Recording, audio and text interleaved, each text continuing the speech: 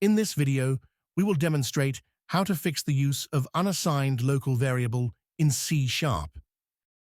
To begin, I have opened the default C# console application with a few lines of code added. One line to declare a new variable named test as an object, and then a second line to create a variable named test object as string, which will be set to the string interpretation of the test object. When we try to compile this code, we will get an error indicating the use of an unassigned local variable.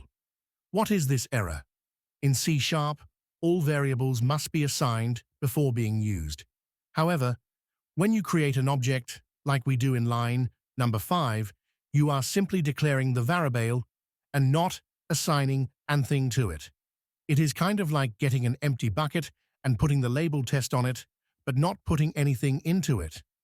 However, in C#, empty buckets cannot be used. To fix the error, simply assign a value to it.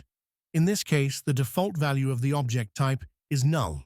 So if we want to declare the variable with the default value, we should update the code so that it says object test equals null instead. Let's build the code now to show there is no more error. Thanks for watching.